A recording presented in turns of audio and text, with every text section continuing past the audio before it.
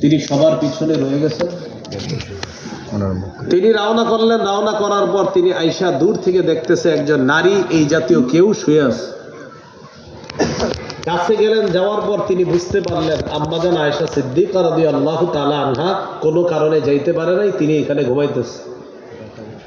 সফওয়ান রাদিয়াল্লাহু তাআলা আনহু বললেন, ইন্না লিল্লাহি ওয়া ইন্না ইলাইহি রাজিউন। সফওয়ান রাদিয়াল্লাহু তাআলা আনহু যখন এটা বললেন, আম্মাজানের তখন ঘুম ভেঙে যায়। আম্মাজান আয়েশা সিদ্দিকা রাদিয়াল্লাহু তাআলা আনহুর ঘুম ভাঙার পর আম্মাজান বলেন, খাম্মারতু ওয়াজহি বিল জিলবাব, আমি সাথে সাথে আমার চেহারাটা ওড়না দ্বারা, বোরকা দ্বারা, পর্দা দ্বারা আমি আমার চেহারাটা ঢেকে ফেললাম। কি ডাকলাম বলেন সবাই? কেন ডাকছে? কোন কিতাবে আছে? বুখারী। কোন কিতাবে আছে? বুখারী। আমাদের মা বোনরা প্রশ্ন পাঠায় মাঝে মাঝে মাহফিলে, হুজুর চেহারা কি ডাকতে হবে? এটা ওই মা বোনরা পাঠায় যারা চেহারা ডাকে না। ওনারা এরকম একটা লেখা পাঠায়। যদি এমন হুজুর পাওয়া যায় যিনি বলবে না ডাকলেও চলবে, বাস হয়ে গেল, আমার তো বাস জীবন চলে গেল। কেউ যদি আপনাকে বলেও যে চেহারা না ঢাকলেও চলবে, সে আপনাকে জাহান্নামের রাস্তা দেখাইছে। সারা দুনিয়ার উলামায়ে কেরামের ফতুয়া চেহারা পর্দার অন্তর্ভুক্ত। যারা মাযহাব মানে তাদেরও এই ফতুয়া, যারা লা মাযহাবী আলেম অর্থাৎ মাযহাব মানে না তাদেরও এই ফতুয়া যে চেহারা ঢাকতে হবে। আম্মাজান চেহারা ঢেকে ফেললেন। কেন ঢাকলেন? কারণ চেহারা পর্দার অন্তর্ভুক্ত। তো মা বোনরা ইসলাম পালন করবে, তারা ঘরে নামাজ পড়বে, তারা ঘরে থাকবে, তারা বাহিরে আসবে তবে পর্দার সহকারে আসবে। জাহিলি যুগের মতো আটো সাটো খাটা খারাপ পোশাক পরে তারা রাস্তায় বের হবে না। আল্লাহ তাআলা আমাদের মা বোনদেরকে কথাগুলা বোঝার তৌফিক দান করেন।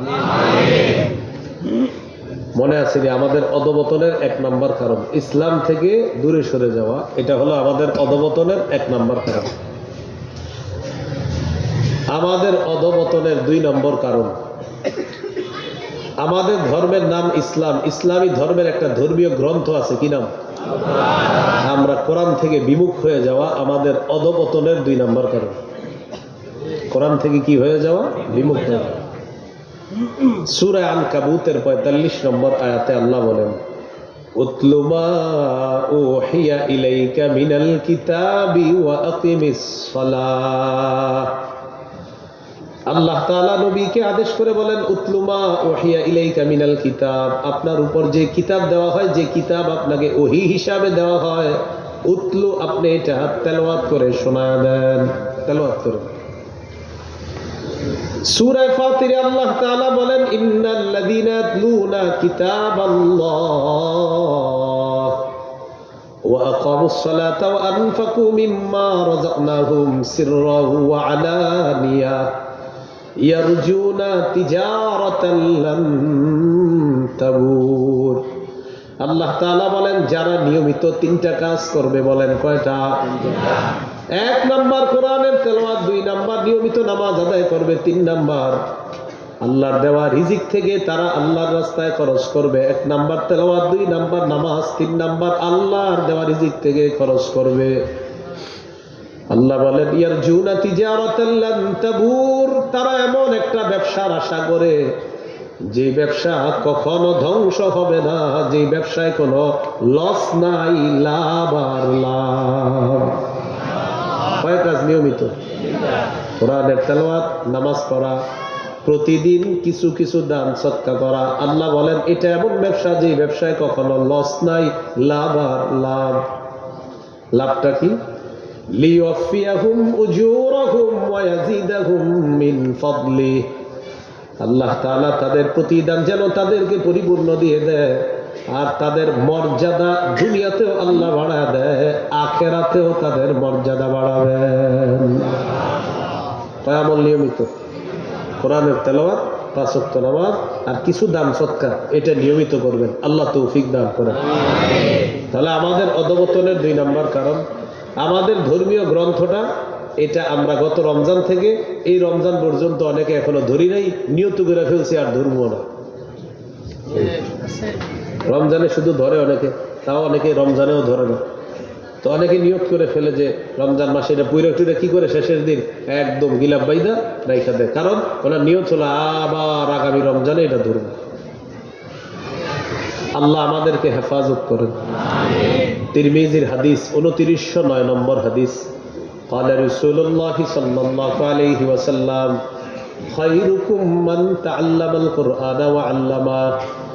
নবীজি বলেন, তোমাদের মধ্যে সর্বোত্তম ওই ব্যক্তি যেই ব্যক্তি কোরআন শিখে অন্যকে শিখায়, আমি নবী তাকে সর্বোত্তম মানুষ বলে ঘোষণা করলাম। সর্বোত্তম, কোরআন শিখে অন্যকে শিখায়। তিরমিজির হাদিস 2910 নম্বর হাদিস, قال رسول الله صلى الله عليه وسلم من قرأ حرفا من كتاب الله فله به حسنة والحسنة بعشر أمثالها لا أقول ألف لام ميم حرف ولكن ألف حرف ولام حرف وميم حرف। নবী বলেন, কোরআনের একটা অক্ষর যদি কেউ উচ্চারণ করে সাথে সাথে তার আমলনামায় 10টা নেকি লিপিবদ্ধ হয়ে যায়। আল্লাহ নবী বলেন, আলিফ লাম মিম এই পুরাটা একটা অক্ষর এমনটা আমি বলি না, বরং আলিফ একটা অক্ষর, লাম একটা অক্ষর, মিম একটা অক্ষর। কোন ব্যক্তি যদি এই 3টা অক্ষর তেলাওয়াত করে, আলিফ লাম মিম, সাথে সাথে তার আমলনামায় 30টা নেকি লিপিবদ্ধ হয়ে যায়। এই একটু আগে বললেন আলহামদুলিল্লাহি রাব্বিল আলামিন, পুরো সূরাটা পড়ছেন না? পড়েন আলহামদু, বলেন 50, আবার পড়েন আলহামদু 100, আলহামদু 150, আলহামদু 200, আলহামদু 250, আলহামদু 300। 6 বার পড়ছি, 650 300 নেকি পেয়ে গেছে। হামজা লাম জবর আল, হামিম জবর হাম, দাল পেশ দু, আলহামদু। আমি আবার পড়ছি হলো 2 বার, আমার হয়ে গেছে 400, আপনাদের 300, আপনারা 200 কম আছে। ইয়াকিন করেন আলহামদু পড়ছেন 50 নেকি, কোনো সন্দেহ নেই। এই জন্য সময়গুলো নষ্ট করেন না। আমাদের অধপতনের 2 নাম্বার কারণ, আমরা কোরআন থেকে দূরে সরে গেছি। তাহলে বলেন, কোরআন পড়বো, কোরআন শুনবো, কোরআনের মজলিসে বসবো, কোরআন ওয়ালাদের সাথে থাকবো, আবার কোরআন পড়বো, কোরআন শুনবো, কোরআনের মজলিসে বসবো, কোরআন ওয়ালাদের সাথে থাকবো। থাকবেন ইনশাআল্লাহ। قال رسول الله صلى الله عليه وسلم إن لله أهلين من الناس قالوا من هم يا رسول الله। নবীজি বলেন, আল্লাহর বিশেষ পরিবার আছে দুনিয়ার মধ্যে, মানুষের মধ্যে আল্লাহর একটা বিশেষ পরিবার আছে। সুবহানাল্লাহ। কি আছে আল্লাহর বিশেষ? সাহাবীরা অবাক হয়ে জিজ্ঞাসা করলেন, ইয়া রাসূলুল্লাহ, এরা আবার কারা? আল্লাহর আবার বিশেষ পরিবার তারা কারা? নবীজি বললেন, আহলুল কোরআন হুম আহলুল্লাহ ওয়া খাসাতুহু। যারা দুনিয়াতে কোরআন পড়ে, যারা কোরআন পড়ায়, তারা আল্লাহর বিশেষ পরিবার ভুক্ত হয়ে যায়। এই যে মেয়েরা হাফেজা হইল, আর যাদের কি হেফজর সবক নিছে নাকি, আমি যে পড়লাম কোরআন, আচ্ছা, এরা কোরআন পড়তেছে, কেউ নুরানি, কেউ হেফজখানায়। এই যে হেফজখানায় মেয়েরা পড়তেছে, আশেপাশে ছেলেরা হেফজখানায় পড়তেছে, আশেপাশে মাদ্রাসায় কোরআন হাদিস পড়ানো হইতেছে, সবাই আল্লাহর বিশেষ পরিবার ভুক্ত। এটা কি সাধারণ কথা? তাহলে কোরআন পড়বো তো ইনশাআল্লাহ। সহিহ বুখারীর বর্ণনা 5011 নম্বর হাদিস, আনিল বারা ইবনে আযিব রাদিয়াল্লাহু তাআলা আনহু قال كان رجل يقرأ سورة الكهف। এক সাহাবী রাতের বেলা সূরা কাহফ তেলাওয়াত করতেছিলেন। সূরা কাহফ যখন তেলাওয়াত করতেছিলেন, হঠাৎ তাকায় দেখে তাওয়াশাতহু সাহাবা, আকাশের এক খণ্ড মেঘ তার বাসার উপর চলে আসছে। সুবহানাল্লাহ। মেঘখণ্ড, আকাশের মেঘখণ্ড তার বাসার উপর আসার পর ফাজাআলা ফারাসুহু ইয়ানফিরু, তার ঘোড়াটা লাফানো শুরু করছে। কোরআনের তেলাওয়াত যত বাড়ে তার ঘোড়া তত লাফায়।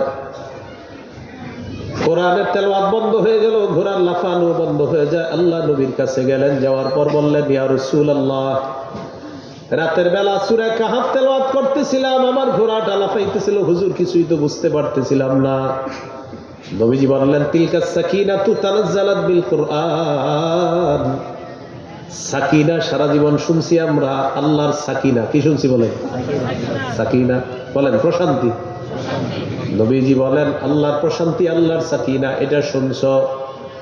কোরআন পড়লে আল্লাহর সাকিনা নাজিল হয় শুনছো। গত রাতে আল্লাহ তোমাদের স্বচক্ষে সাকিনা দেখায় দিছে। এটা হলো সাকিনা, কোরআন তেলাওয়াতের কারণে এটা দুনিয়াতে আসছে। এই জন্য মনে রাখবেন, এই হেফসখানার মেয়েরা, হেফসখানার ছেলেরা রাত্রে 3টা, 3:30, 4টা বাজে ঈশা যখন কোরআন তেলাওয়াত করে, নিঃসন্দেহে তখন সাকিনা তাদের এই মাদ্রাসার উপরে চলে আসে, এলাকার উপর চলে আসে।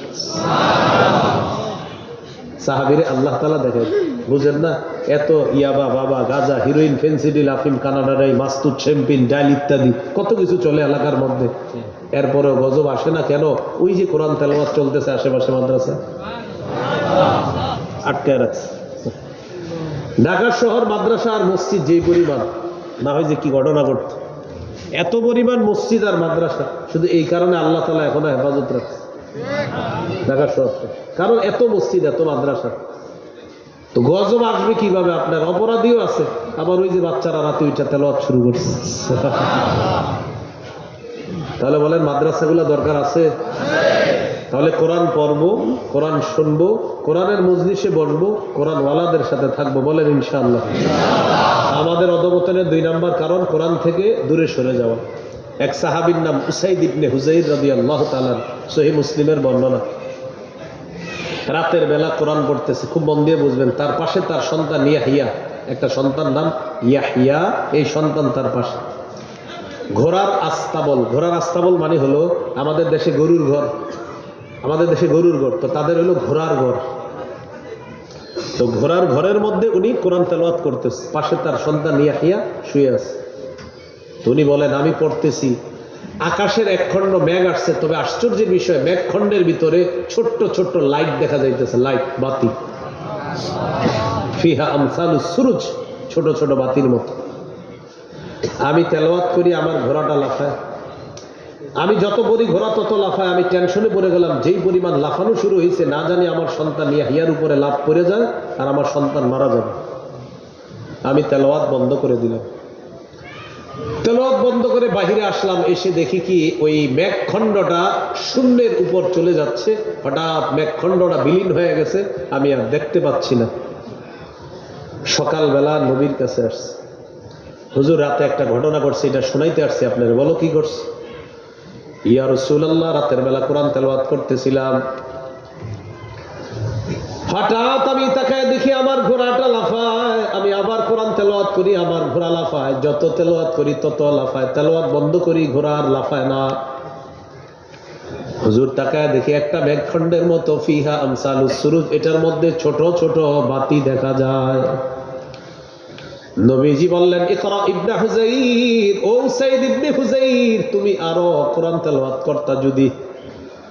সাহাবী জবাব দিলেন, হুজুর আরো তেলাওয়াত করলাম, ঘোড়া আরো লাফায়, মেঘখণ্ড আরো নিচে আস। নবীজি বললেন, ও উসাইদ ইবনে হুযাইর, তুমি যদি আরো তেলাওয়াত করতা। সাহাবী জবাব দিলেন, হুজুর আরো তেলাওয়াত করছি। ঘোড়া আরো লাফায়, নবীজি বললেন আরো যদি তেলাওয়াত করতা। সাহাবী বলেন, হুজুর আরো তেলাওয়াত করছি। কিন্তু ঘোড়া আরো লাফায়, নবীজি বলেন, আরো যদি পড়তা। হুজুর আর পড়ি নেই। সাহাবী বলতেছে, কেন? খাশিতু আন তাতা ইয়াহইয়া, আমি ভয় পেয়ে গেলাম আমার সন্তান ইয়াহইয়ার উপর, ওই ঘোড়ার পা পড়ে যাবে, লাফাইতে লাফাইতে আমার সন্তানটা মারা যাবে, তাই পড়া থামিয়ে দিলাম। নবীজি আবার আক্ষেপ করে বললেন, ইকরা ইবনে হুযাইর, ও উসাইদ ইবনে হুযাইর, তুমি যদি আরো কোরআন তেলাওয়াত করতা। সুবহানাল্লাহ। নবীজি বললেন, জানোনি ওই যে মেঘখণ্ড দেখলা আর এটার মধ্যে বাতি দেখলা, কি দেখছো? তিলকাল মালাইকাতু তাসতামিউ লাক, এরা ছিল আল্লাহর ফেরেশতা, অসংখ্য গণিত ফেরেশতা, সরাসরি দুনিয়াতে আসছে তোমার কোরআন তেলাওয়াত শোনার জন্য। শীতকালে মাঝে মাঝে রাতে একটু কোরআন তেলাওয়াত করেন, বলেন ইনশাআল্লাহ।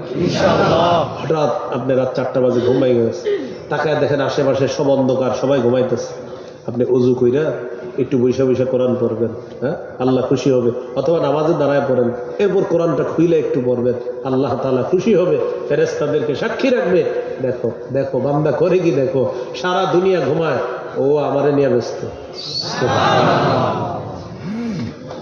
এরকম একটু আমল করা যায়, আল্লাহ তৌফিক দান করেন। কোরআন শুনবো, বলেন কোরআন শুনবো। এই মাঝে মাঝে মাইকে কোরআন তেলাওয়াত করে বাচ্চারা, করে না? করেনি?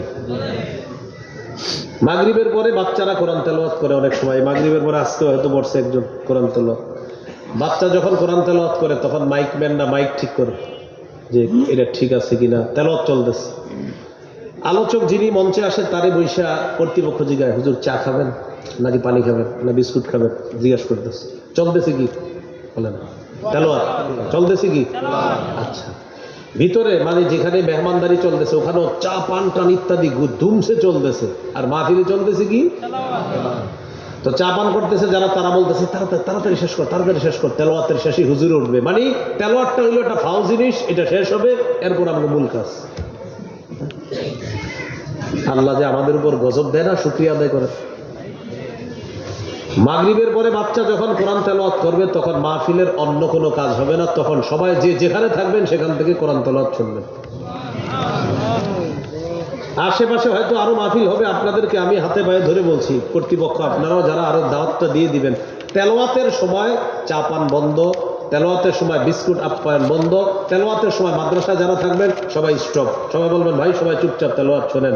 এখানে যে ছেলেটা তেলাওয়াত করবে ওকে দাঁড়ায়া দিবেন না, ওকে এখানে বসায়া তেলাওয়াত দিবেন। কেন? আপনি ওকে সম্মান করছেন না, ও যে আল্লাহর কালাম তেলাওয়াত করবে, এই কোরআন তার সম্মান বাড়ায়া দিয়েছে, এখানে এখানে বসাবেন তাকে, ও এখানে বসে তেলাওয়াত করবে। তাহলে একটা হাদিস শোনায় দিই, ইবনে মাজার বর্ণনা 218 নম্বর হাদিস। ওমর ফারুক রাদিয়াল্লাহু তাআলা মক্কার গভর্নর বানাইছে একজনকে। উসফান নামক এলাকায় গভর্নরের সাথে সাক্ষাৎ। গভর্নরকে জিজ্ঞাসা করলেন, আচ্ছা মক্কার আশেপাশে যে গ্রামগুলো আছে এই গ্রামের প্রশাসক কাকে বানিয়েছে? তো গভর্নর জবাব দিলেন, ইবনে আবজা। ইবনে আবজা নামে একজনকে। বলেন তো কি নাম? ইবনে আবজা নাম বলছে কি? ইবনে বলতেছে ইবনে আবজা নামে একজনকে মক্কার আশেপাশের গ্রাম্য অঞ্চলের প্রশাসক বানায় দিছে। তো ওমর ফারুক রাদিয়াল্লাহু তাআলা আনহু বললেন, মান ইবনু আবজা? ইবনে আবজাটা আবার কে? ইবনে আবজা কে? জবাব দিলেন, রাজুলুম মিন মাওয়ালিনা, আমাদের মধ্যে একজন আজাদকৃত গোলাম হলো ইবনে আবজা। ওমর ফারুক রাদিয়াল্লাহু তাআলা আনহু বললেন, ইস্তাখলাফতা মাওলান, একজন গোলামকে তোমরা প্রশাসক বানায়া দিলা, একটা গোলামকে তুমি প্রশাসক কিভাবে বানাইলা? গভর্নর জবাব দিলেন, আমিরুল মুমিনিন, যদিও লোকটা গোলাম ছিল এখন আর গোলাম না, এখন হলো আজাদকৃত গোলাম, তবে তার মধ্যে 3টা গুণ আছে। 1 নাম্বার, ইন্নাহু লাকারিউন লিকিতাবিল্লাহ, এই লোকটা যদিও গোলাম ছিল তবে লোকটা হলো আল্লাহর কোরআনের আলেম। 2 নাম্বার, আলিমুন বিল ফারাইজ, ফরজ বিদ্যা সম্পর্কে তার অনেক জ্ঞান আছে। 3 নাম্বার, কাজিন, বিচার ব্যবস্থা সে ভালো বুঝে। এই 3টা গুণ থাকার কারণে আমি তাকে এরকম প্রশাসকের মতো গুরুত্বপূর্ণ পদে বসায় দিছি। ওমর ফারুক বলেন, এখন আমার বুঝে আসছে, আমি আল্লাহ নবীকে বলতে শুনেছিলাম, ইন্নাল্লাহা ইয়ারফাউ বিহাদাল কিতাবি আকওয়ামা ওয়া ইয়াদউ বিহি আখারিন। নবীজি বলেন, নিশ্চয়ই আল্লাহ তাআলা কোরআনের মাধ্যমে একদল মানুষের মর্যাদা বাড়ায়া দেয়। তাহলে বলেন তো, মানুষের মর্যাদা বাড়ায় কে? কোরআন। মানে কে বাড়ায়? তাহলে যে ছেলেটা মাগরিবের পরে তেলাওয়াত করে, এই ছেলেটার মর্যাদা দিব আমরা, কারণ সে আল্লাহর কালাম তেলাওয়াত করে, তাই তাকে বসাতে হবে, বসা তেলাওয়াত দিতে হবে। কিন্তু আলোচক যদি এখানে বসা যায়, ওরে পাশে একটা চেয়ার দিয়ে ওখানে বসাবেন, বাকি আমি থাকলে আবার ওরে এখানেই বসাই দিই। আমি যে কোনো আলোচনা থাকলে মাগরিবের পরে ওরে এখানেই বসাই, আমি পাশে বসি, কারণ ওর সম্মান এখন বেশি, ও কোরআন তেলাওয়াত করবে, ওর তেলাওয়াত শুনতে হবে। ওই টাইমে কোনো চা পান টান হুজুর আদা খাবেন কিনা এগুলো বলা সম্পূর্ণ নিষেধ। মনে থাকবেন ইনশাআল্লাহ?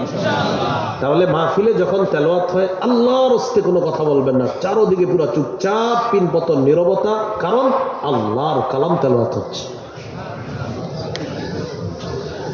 সহিহ বুখারীর বর্ণনা 5055 নম্বর হাদিস, আব্দুল্লাহ ইবনে মাসউদ রাদিয়াল্লাহু তাআলা আনহুর বর্ণনা, তিনি বলেন ক্বালা রাসূলুল্লাহ সাল্লাল্লাহু আলাইহি ওয়াসাল্লাম ইকরা আলাইয়া। আব্দুল্লাহ ইবনে মাসউদকে আল্লাহ নবী বলেন, ও আব্দুল্লাহ ইবনে মাসউদ তুমি আমাকে কোরআন পড়ে শোনাও। সুবহানাল্লাহ। সাহাবী বললেন, আকরাউ আলাইকা ওয়া আলাইকা উনজিলা ইয়া রাসূলুল্লাহ, হুজুর আমি আপনাকে কোরআন পড়ে শোনাবো, কোরআন না আপনার উপর নাজিল করা হয়েছে। নবীজি বললেন, ইন্নী আস্তাহি আন আসমাআহু মিন গায়রি, আমার মন চায় আমি অন্যের কাছ থেকে কোরআন শুনি, এটা আমার মন চায়। তুমি পড়ো, তোমার কাছ থেকে কোরআন শুনবো, এটা আমি নবীর ভালো লাগে। তাহলে কোরআন পড়বো এবং কোরআন শুনবো, বলেন ইনশাআল্লাহ।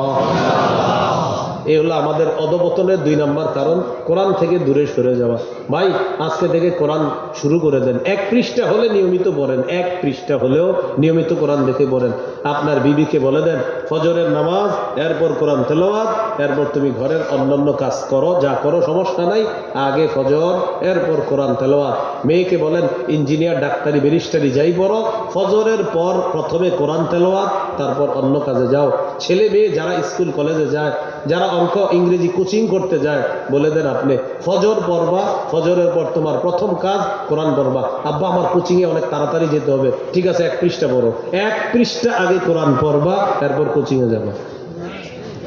এইভাবে আপনি সন্তানদেরকে বলে দেন।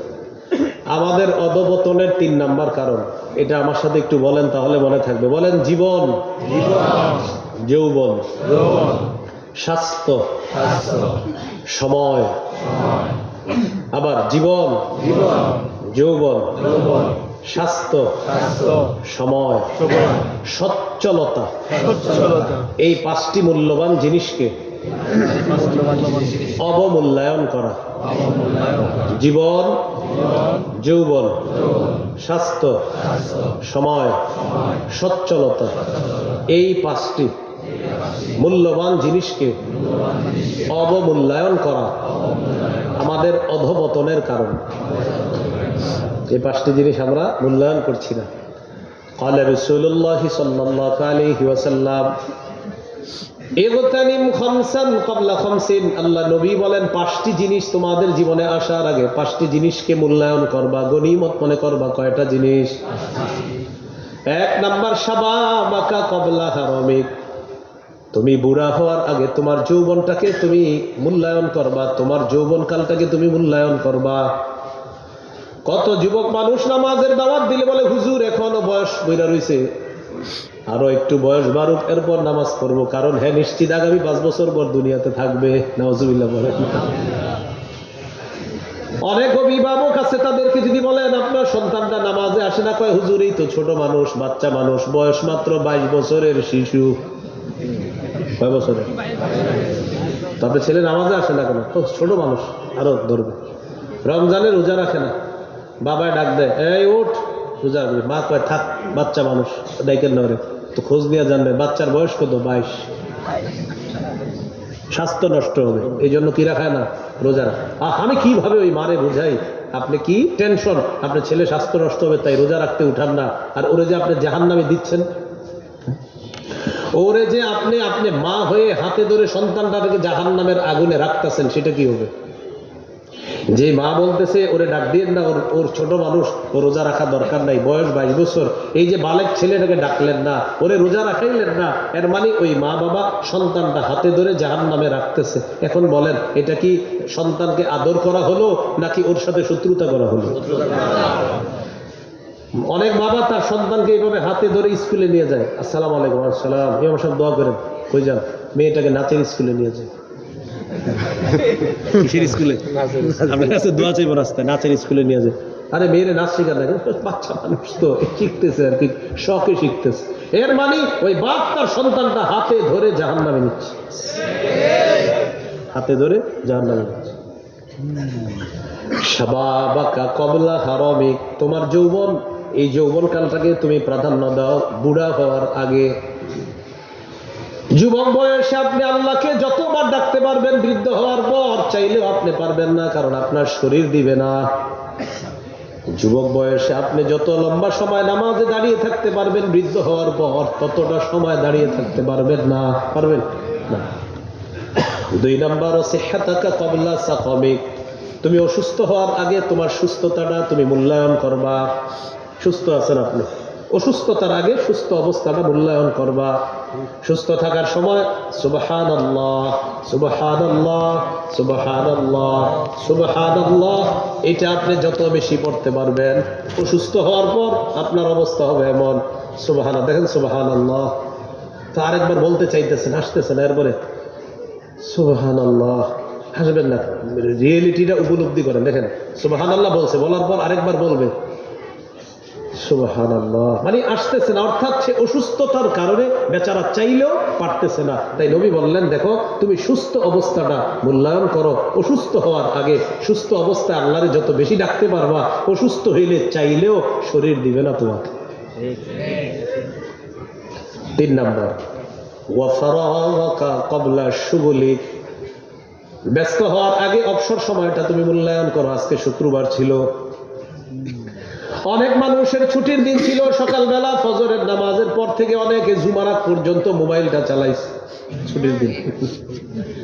বিবি বলছে আজকে না নামাজের দিন। কি আজকে না কিসের দিন? বা গত 6 দিন কিসের দিন ছিল? এটা আমাদের মুসলমানদের অভ্যাস, শুক্রবার দিন কয় এই আজকে না নামাজের দিন। তো এত গত 6 দিন কিসের দিন ছিল? হ্যাঁ, কাজের দিন। আজকে কিসের দিন? নামাজের দিন। যান নামাজে যান। তো বিবি নামাজে পাঠায়, নামাজে পাঠানোর পর নামাজ পড়ে আসছে, আসার পরে আবার ওইটা নিয়ে বসে গেছে, খানা খাইতে ডাকে, ওঠে না, যায় না, আসতেছে আসতেছে, এইভাবে সারাটা দিন কাটায় যায়। বাচ্চাটাকে একটু সময় দেওয়ার সুযোগ হয় না, একটু মেয়েরে আম্মা বলে ডাকবে, ছেলেটাকে আব্বা বলে ডাকবে, সুযোগ হয় না। নবী বলেন তোমার অবসর সময়টা তুমি কাজে লাগাও ব্যস্ত হওয়ার আগে। শুক্রবার দিন আপনার বন্ধ আছে, ফজরের নামাজ পড়ার পর মসজিদে বসে থাকবেন, মসজিদ থেকে আসবেন না। ফজর পড়ার পর অপেক্ষা করবেন, তালিমে বসবেন, এরপর অপেক্ষা করতে করতে ইশরাকের নামাজের সময় হয়ে যাবে। আল্লাহু আকবার বললেন, 2 রাকাত নামাজ পড়লেন। নামাজ পড়ার পর নবীজি বলেন আপনার আমল নামায় কাহাজ্জাতিন ওয়া উমরাতিন তাম্মাতিন তাম্মাতিন তাম্মা, পরিপূর্ণ হজ উমরা, পরিপূর্ণ হজ উমরা, পরিপূর্ণ হজ উমরার সওয়াব আল্লাহ দিয়ে দেন। আপনি অবসর আছেন, একটু কাজে লাগান সময়টা। হুজুর অন্যদিন আমি ফজর বেরো অফিসে যাইতে হয়, তো আজকে ফজরটা বেরো তো অফিস ছিল না, আজকে ফজরের পর একটু বসেন, একটু জিকির করেন, এরপর ইশরাক পড়েন, পড়ার পর আস্তে ধীরে এরপর আপনি বাসায় আসেন। আসার পর স্ত্রীর রান্নার কাজে সহযোগিতা করেন, তার সাথে বৈশা একটু ভালো কথাবার্তা বলেন। এইভাবে আপনি আপনার সময়টা কাজে লাগান, অবসর সময়টা কাজে লাগান। ছেলেটাকে ছোট মানুষ করে গোসল করা, আপনি আগে আগে গোসল করবেন, ওকেও পাঞ্জাবি সালোয়ার পরা, দোনোজনে বাচ্চার হাতে ছোট্ট একটা জানামাজ দেন, আপনি একটা জানামাজ নিয়ে আগে আগে মসজিদে চলে যান, খতিবের কাছাকাছি বসার চেষ্টা করেন, ওট সৎকা করার সব নেওয়ার চেষ্টা করেন। কিন্তু আমরা কি করি বলেন? জানামাজটা নিয়ে কোনো মতে যাই, ফাজকুরুনি আজকুরকুম ওয়াশকুরুলি ওয়ালা তাকফুরুন, বাসা থেকে শোনা যায় ওর আল্লাহু আকবার। সত্য কিনা? আজকুরুনি আজকুরকুম বুঝে পাবলিক যে এখন খুতবা শেষ, এই জন্য আমি ফাজকুরুনি দিয়ে খুতবা শেষ করি না। অর্থাৎ আপনি বুঝবেন না আমি যে কি দিয়ে খুতবা শেষ করবো, এটা আপনি বুঝবেন না। এই জন্য ফাজকুরুনির অপেক্ষায় আমার মসজিদে গিয়ে থাকবেন, হবে না। মানে আপনি চিন্তা করেন যে আমি একটু পাগলা পানি খাই, হুজুরে ফাজকুরুনি করবো, তারপর দৌড় দেবো না, সুযোগ হবে না। আপনি আগে থেকে গিয়ে শুনতে হবে, কারণ আমি যে কখন খুতবা শেষ করবো এটা আপনি বুঝবেনই না। কারণ ফাজকুরুনি দিয়ে আমি সহসা খুতবা শেষ করি না। কত কিছু যে আমি শেষের দিকে বলি কোরআন হাদিসের, বলতে আমি খালি দেখি মানুষকে কি করে আর বলতে থাকি, বলতে আমি ফাজকুরুনির কমুনা। আপনি দৌড় দিয়ে আসবেন না, ওই সুযোগ হবে না। তো এই জায়গার ইমাম সাহেব যারা আছেন, আপনারা এই বুদ্ধিটা অবলম্বন করতে পারেন। জিকির সংক্রান্ত অন্যান্য আয়াতগুলো মুখ দিয়ে পড়বেন, ওই মুসল্লিগুলার টাইট করার জন্য আপনাদের এই কৌশল অবলম্বন করতে হবে। তাহলে শুক্রবার দিন অবসর সময় কাজে লাগান, এটা সারাটা দিন কাজে লাগান। জুমার নামাজ আগে আগে সবার আগে নিয়ত করবেন যে আমি সবার আগে মসজিদে যাব, আমি সবার পর জুমার পরে মসজিদ থেকে আসবো। এটা করার পর আসলেন, আইসা পরিবারের সাথে একসাথে বসে খাবার খান। এই যে ছেলে মেয়ে স্ত্রী একসাথে বসে খাবার খাচ্ছেন, প্রতিটা মুহূর্তে সওয়াব লেখা হচ্ছে। কাজে লাগান এই যন্ত্রটা, এই যে যন্ত্রটারে একটু দূরে রাখেন, যন্ত্রণারে যান্ত্রিক যন্ত্রণাটা এটা একটু দূরে রাখেন, পরিবারটাকে সময় দেন। আসরের আজান হয়ে গেছে, মসজিদে চলে যান। আসরের পরে এলাকায় গাছতে হয়, বিভিন্ন এলাকায় শুক্রবারে হয়, কোনো এলাকায় অন্যদিন হয়, তো সচরাচর সাধারণত শুক্রবারে হয়। গাছতে বসেন, আপনি তালিমে বসেন, গাছতে আপনিও বের হন, একটু দাওয়াতের কাজ করেন। বাস মাগরিবের নামাজ পড়েন, মাগরিব করে বাসায় আসেন। ছেলে মেয়েরা অঙ্ক ইংরেজি করে, আলিফ বাতাসা পড়ে, ওর পাশে বৈশা বৈশা আপনি একটু দেখেন, ওর আলিফ বাতাটা শুনে বলবেন কি, মাশাআল্লাহ তুমি তো আমার চেয়ে ভালো পারো। এক মনটা কত বড় হবে একটু চিন্তা করুন। এইভাবে আপনি অবসর সময়টা কাজে লাগান। নবীজি বললেন ফারাগাকা ক্বাবলা শুগুলিক, তুমি তোমার অবসর সময়টা মূল্যায়ন করো।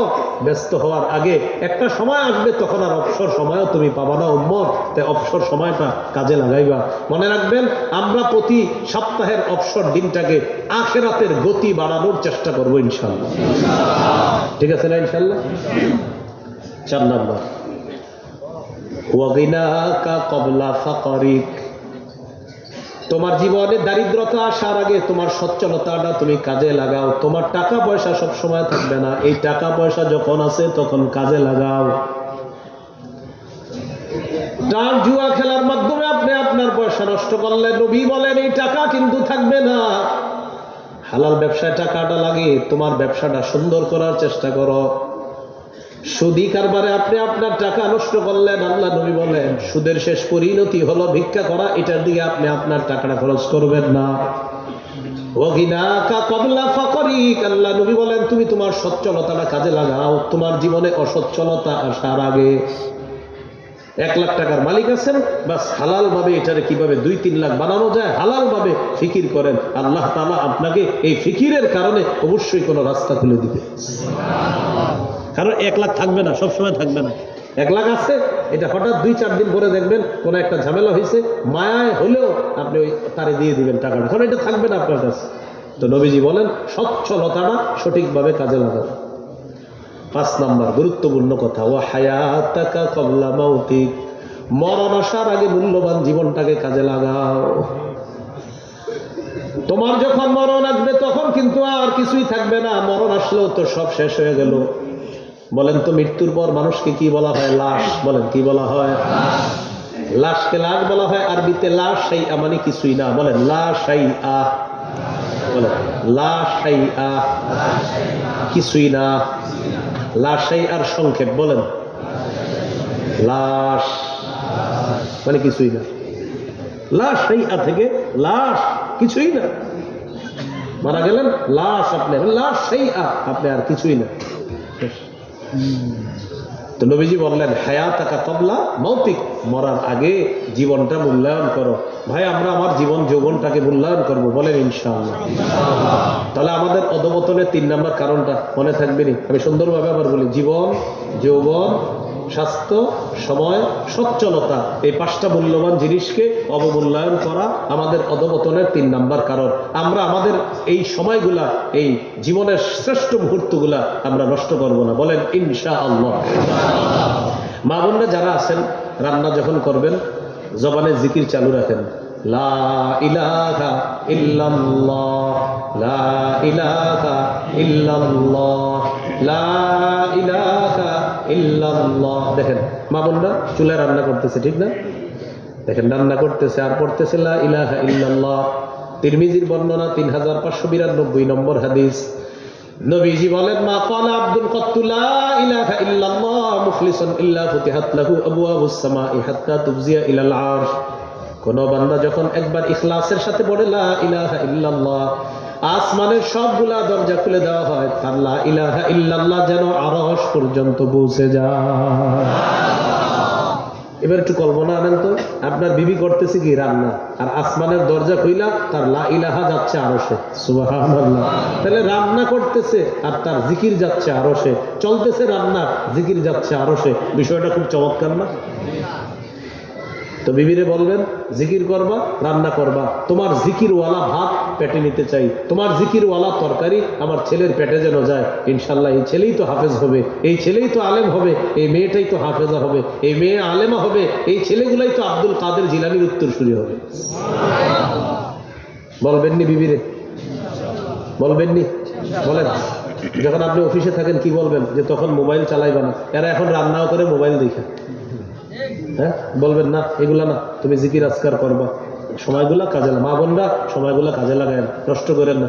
বিশেষ করে পেটে যাদের সন্তান আসবে, যে মা বোনদের, তাদেরকে তো মোবাইল দিবেনই না। বলবেন তোমার কাজ হলো কোরআন তেলাওয়াত করবা, আর কাজ হলো নবীজি দেখতে কেমন ছিল এইগুলা পড়াশোনা করবা, এটাই তোমার কাজ, আর কিছু না। আমাদের জীবন অধপতনের 4 নাম্বার কারণ, বলেন আমার সাথে, অঙ্গ প্রত্যঙ্গ সঠিক কাজে ব্যবহার না করা। আর একটু সুন্দরভাবে বলেন, পঞ্চ ইন্দ্রিয় অপব্যবহার করা। আমাদের শরীরের অঙ্গগুলা সঠিক কাজে না লাগানো, এটা আমাদের অধপতনের 4 নাম্বার কারণ। সূরা ইয়াসিনের 65 নম্বর আয়াতে আল্লাহ বলেন, আল-ইয়াওমা নাখতিমু আলা আফওয়াহিহিম ওয়া তুকাল্লিমুনা আইদিহিম ওয়া তাশহাদু আরজুলুহুম বিমা কানু ইয়াকসিবুন। কিয়ামতের ময়দানে আমি আজ তাদের মুখে মোহর মেরে দিব, তাদের হাত আমার সাথে কথা বলবে, তাদের পা সাক্ষী দিবে, তারা যা যা করতো তাদের পা সাক্ষী দিবে। দেখেন তো চামড়া, চামড়ার দিকে সবাই একবার তাকান, বলেন চামড়া। এই চামড়াও সাক্ষী দিবে। চামড়া সাক্ষী দিবে, চামড়া, চামড়া, কি আজীব ব্যাপার। সূরা হামিম আস-সাজদা 20-21 নম্বর আয়াতে আল্লাহ তাআলা বলেন, হাত্তা ইযা মা জাউহা শাহিদা আলাইহিম সামউহুম ওয়া আবসারুহুম ওয়া জুলুদুহুম বিমা কানু ইয়ামালুন। তারা যখন আগুনের সামনে যাবে, যাওয়ার পর তাদের বিরুদ্ধে সাক্ষী দিবে তাদের চোখ, তাদের কান, তাদের চামড়া, তাদের চামড়া। মানুষগুলা বলবে, ও চামড়া, লিমা শাহিদতুম আলাইনা, চামড়া তুইও আজকে আমার বিরুদ্ধে সাক্ষী দিলি। চামড়া জবাব দিবে, আনতাকানাল্লাহুল্লাযী আনতাকা কুল্লা শাই, যে আল্লাহ সবকিছুকে কথা বলাইতে পারে, ওই আল্লাহ আমি চামড়াকে কথা বলার ক্ষমতা দিয়ে দিছে। চামড়া কথা বলবে, অঙ্গ প্রত্যঙ্গ সঠিক কাজে ব্যয় করতে হবে। সূরা বনী ইসরাঈলের 36 নম্বর আয়াত, ইন্নাস সামআ ওয়াল বাসারা ওয়াল ফুআদা কুল্লু উলাইকা কানা আনহু মাসউলা। চোখ, কান, অন্তর, এগুলাকে জিজ্ঞাসা করা হবে কে কোন কাজে ব্যয় করেছেন। আমি আপনাদের সামনে এখন বয়ান করলাম, আমি যদি 1 মিনিট বয়ান করতাম, সবাই এখানে আছেন, মনে করেন 500 লোক, এই 500 লোক 1 মিনিট করে হলে কয়শো মিনিট হয়? এই 500 মিনিটের হিসাব আল্লাহর কাছে আমার দিতে হবে। আমি যে মুখ দিয়ে বলছি এতক্ষণ কথা, তাহলে চিন্তা করেন, আমি যে আপনাদের সামনে 5 মিনিট যদি কথা বলি, এবার 500কে 5 দিয়ে ইয়ে করেন, তাহলে কয় মিনিট হয়? হ্যাঁ, 2500 মিনিটের হিসাব আমার কাছে আমানত। আপনাদের 2500 মিনিট আমার কাছে আমানত। এই আমানতের হিসাব আল্লাহর কাছে দিতে হবে। তুমি যে তাদের সামনে মাইকের সামনে বসলা, আমানত সঠিকভাবে পৌঁছাইছো কিনা, তাদের সময়গুলা তোমার কাছে ছিল আমানত। তারা যে তোমার কথাগুলা 50-60 মিনিট শুনলো, এই প্রতি 50-60 মিনিটকে গুণ দিলে যত হবে আপনাদের সবার, এই পরিমাণ হিসাব আল্লাহর কাছে আমার দিতে হবে, হিসাব দিতে হবে। তাহলে মাইকের সামনে বৈশা গান কোয়া, আপনাদেরকে হাসানো, রং তামাশা করা, এটার হিসাব দেওয়া লাগবে না? বলেন না কেন? আর আপনারাও যারা হাসেন, হিসাব দেওয়া লাগবে কিনা? হ্যাঁ লাগবে। আপনারা তো হাসেন, শুনে শুনে হাসেন না? বলেন না কেন? হ্যাঁ হাসেন তো। কিছু কিছু মাহফিলে আপনারা এই নিয়তে যান যে আজকে ওখানে যাব, যাওয়ার পর আধা ঘন্টা হাসবো আর এই করবো, কিছুক্ষণ লাফাবো, শেষে একটা প্যাকেট নিয়ে চলে আসবো, এরকম মাহফিলেও তো যান। আল্লাহর কাছে হিসাব দিতে হবে। কান, চোখ, নাক কোথায় ব্যবহার করছেন এগুলার হিসাব দিতে হবে। অধপতনের এই 4টা কারণ বললাম। আল্লাহ তাআলা আমাদের সকলকে কথাগুলা যেন মনে রাখতে পারি, মাথায় রাখতে পারি, অধপতন থেকে আমরা নিজেরা বাঁচতে পারি। আল্লাহ তৌফিক দান করেন। আজকের আলোচনায় কোরআন সম্পর্কে এবং বিশেষ করে সময়ের মূল্য সম্পর্কে ইত্যাদি বিষয়ে আমার ওই যে সংকলনটা মিম্বরের আমানত, ওখান থেকে ওই দিন আপনারা নিয়েছিলেন, সময়ের অভাবে অনেকে নিতে পারেন নাই। আজকেও সময় পাবেন না বেশিক্ষণ। আমি গাড়িতে যাইতে যাইতে যতক্ষণ সময় পান, এই সময় পর্যন্ত কারো যদি প্রয়োজন হয় 1 থেকে 6 খণ্ড সংগ্রহ করতে পারেন। প্রথম খণ্ডটা এখানে পাবেন সময়ের মূল্য সহ, সন্তানের 64টা অধিকার পাবেন প্রথম খণ্ডে। আর দ্বিতীয় খণ্ডে শিরিক বেদাত কুফুর তাওহীদ, তৃতীয় খণ্ডে হালাল হারাম, চতুর্থ খণ্ডে স্বামী স্ত্রীর অধিকার, পঞ্চম খণ্ডে লা ইলাহা ইল্লাল্লাহ ব্যাখ্যা, ষষ্ঠ খণ্ডে নামাজ সম্পর্কে আলোচনা। তো কোরআন সম্পর্কে আজকের আলোচনা এটা আপনারা পাবেন সম্ভবত প্রথম খণ্ডেই পাবেন। কোরআন সম্পর্কে আলোচনাটা প্রথম খণ্ডে। যাদের প্রয়োজন হবে এখান থেকে আপনারা নিতে পারেন। সময় হলো আমি গাড়িতে যাওয়া পর্যন্ত, শর্ত হলো গাড়ির কাজ ভাঙবেন না। হ্যাঁ, ঠিক আছে না? ইনশাআল্লাহ আল্লাহ তৌফিক দান করেন। আমিন ওয়া আখিরু দাওয়ানা আলহামদুলিল্লাহি রাব্বিল আলামিন। আলহামদুলিল্লাহি রাব্বিল আলামিন ওয়াল আকিবাতু লিল মুত্তাকিন ওয়াস সালাতু ওয়াস সালামু আলা রাসূলিল্লাহি ওয়া আলা আলিহি ওয়া